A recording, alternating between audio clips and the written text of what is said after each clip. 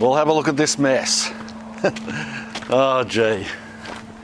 G'day, I'm Mark from Self-Sufficient Me, and I know this is long overdue, but I thought I'd give you an update on our renovations. I decided to start with the outside area because, quite frankly, that's been the most action so far. In the last video, I recall, it was a while back now, I was going to show you once the cabinetry has been done inside. For the most part, the cabinetry has been done, but there's still a lot more to do, and there's been a few slowdowns, and I'll get to that later. But in the meantime, while we're waiting on supplies to be able to complete inside, we decided to concentrate a bit more on the outside in the meantime. All these delays and that, it's more the supply chain rather than the builder or anything like that.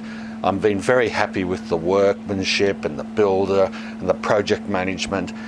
The problem is we're living in an age where, or at a time where, as you probably know unless you lived under a rock, that supplies are difficult, shipping around the world is difficult, locally it's difficult to get tradies and to get things done simply because they're overloaded. We had the floods and we've had all sorts of problems, and then we're having a revamp from the problems of the virus and all that type of thing, and there's been an upkeep, and then there's been a downturn, and then there's been inflation, and so it's everywhere, and we just got to deal with it as best we can.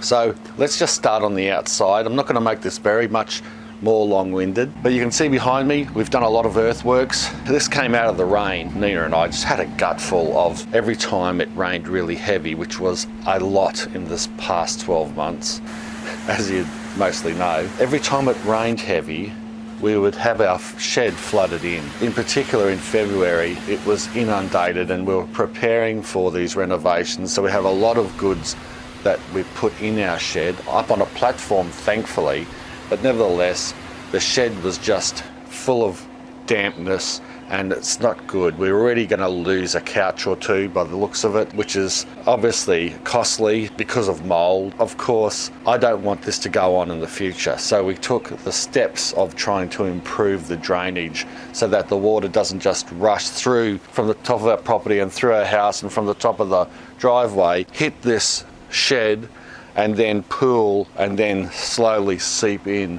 and flood the area. So we're doing all this works behind to make a sullage pit and to improve the drainage. We're going to rock it.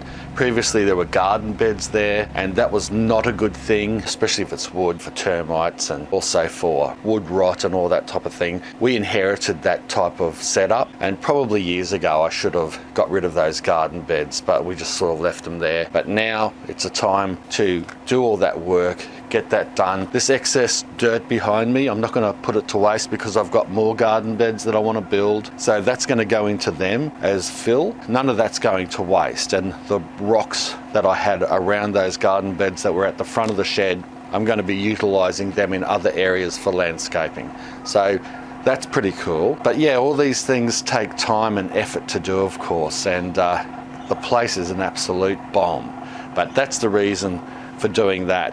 And it's another reason, while I'm yakking on, I just want to let people know, of those of you that are interested, you would have known that on my main channel, Self-Sufficient Me, my upload rate has dropped off considerably, and my engagement rate, Instagram and getting back to people and comments, has dropped off. Well, it's because of all this. There's been a lot going on, and I've been pulled from, I won't say the word, something to breakfast, and every way, and it's been difficult to be able to concentrate on YouTube. As much as I love doing it, I just haven't had the time to be able to do it because there's been so much else going on. But I plan to have all this done and then really get stuck into it once this is finished. You might be able to hear a hum in the background. That's our outdoor laundry. That's another thing. For the last 2 months, we've had our washing machine and dryer underneath our back deck, practically outdoors, and it's been such a pain, and the water and everything just runs into the grass. It's a real backyard laundry, that's for sure. So we're looking forward to our laundry getting done as well once we get our bench tops in. And talking about bench tops, let's go inside and I'll show you what we're up to there and what needs to be done. So here we are upstairs. You're looking from the front door. If you've been following my videos on this channel about the renos, you'd know where you are. If you haven't been, well, go back and have a look at those videos prior to see the before and afters. I won't show it in this video as much because that's been done, but you can then go back there and see right from the beginning. But behind me is the pantry.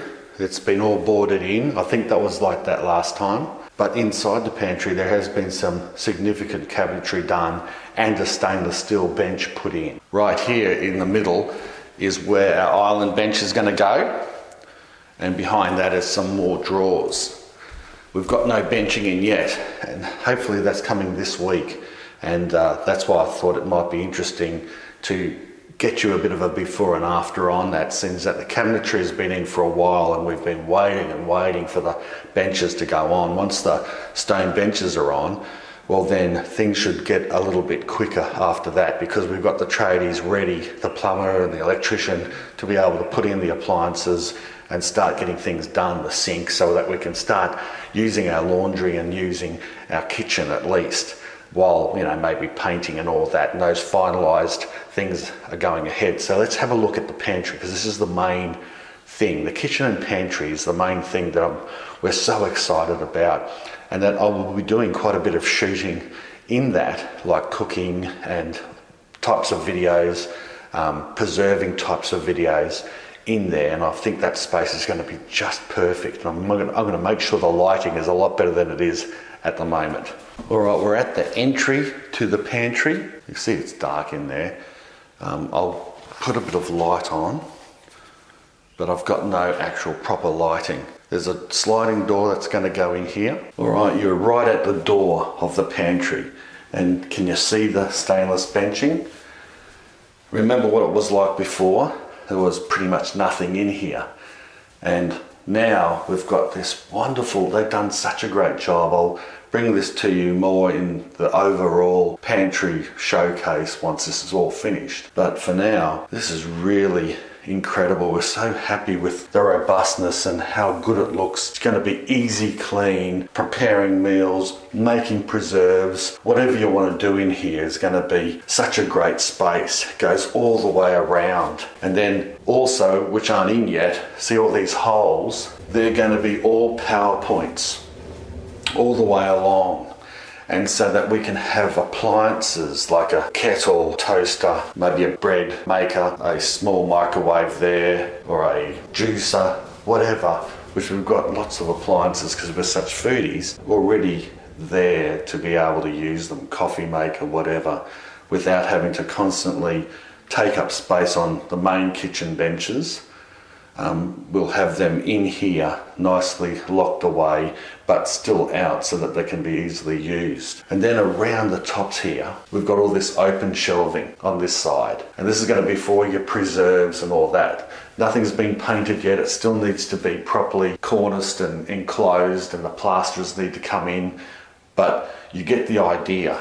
Experiment a bit with containers that we can use, and that goes all the way around. And then on this side here, we have got a few cupboards for maybe larger things like cereal packets, whatever. The shelving is movable, whereas the shelving is set in one over here, set at about, I think it's about 230 or something mil. Don't quote me on that. It's about the size of, say, a litre olive oil bottle on that side, and it's not movable, but these cupboards are movable. And then under here will be where we're going to stack 2 ovens, a steamer oven, microwave, and a standard oven. And then in here will be where the fridges go. And instead of getting a really expensive, you know, $10,000 plus fridge, because of being a really big one, like an industrial one, or one of those Miele ones that are about 14,000, I just ended up getting 2 Westinghouse fridges that were around 1,500 each, and just have one opening to the left and one opening to the right, both exactly the same. And I made this space just fit those 2 fridges, and they'll go in there, and that'll give us nearly 1,000 litres of fridge space for basically $3,000, which is still a lot of money, but nowhere near as much as one of those 800 litre fridges that are really large and big but cost the earth. Yeah, but I'm gonna really enjoy showing you preserving and even storage in here. Down below, we've got more cabinetry down below here. We're going to have an extra dishwasher in here as well, and down below as well we'll store a lot of our preserving gear, but we'll also have areas where we can pull out caged, potatoes or onions and all that storage below, nice and cool, out of the way. This is where we're going to have, you can see that, our composting bin and a normal rubbish bin. This just comes off. You lift this up, pull this out, and then go and take it, throw it into the compost pile. Back in, goes into place, seals down, nothing can get inside of it, and the other one we can use for normal rubbish, this one for composting. We'll label them, and kitchen scraps, here we come. So as you can see, we've come a long way from the last video, but it's still slowed down quite a fair bit, and it's obviously not operational yet, but we're getting there. Hopefully, like I said, we get the stone in, the Caesar top. We're getting Caesar tops for the benches, and we're also going to be putting that over there at our bar as well. It's an open bar, which I haven't showed you today, but I will when we get the full renos finished. But that's not as important as that pantry area, which is my main focus, and of course the kitchen. Coming together slowly, so that's it for now. I hope you enjoyed the video. If you did, make sure you give it a thumbs up, and we'll just keep fingers crossed that we'll have no more delays and we can just keep on keeping on. Thanks a lot also for all your support. Some of you guys are seasoned renovators. You've told me that you'll get there, and you've given me lots of support. It's a bit of an opulent thing. It's nice to be able to renovate, put it that way, but at the same time, it's not easy living in and renovating. We've had a few friends that have said, I can't believe you're living in an industrial, on a work site, basically. And yeah, we get that. But the money we're saving on, if we had to rent or something while this was done, is considerable, especially in today's climate. And at the end of the day, it's not that, it's the kitchen and laundry type spaces that's really the thing that's getting renovated, which is uncomfortable, but it's not like, we're out sleeping in a tent or something and the whole house is knocked down and being rebuilt or something like that. So we can shuffle around and it's not that much of a problem. It's just really inconvenient. So I'm not whinging. It'd be nice if it was quicker, but the climate that we're in at the moment doesn't allow for that. So you just got to keep going through and, getting it going, getting it done. Anyway, thanks a lot for watching. Bye for now.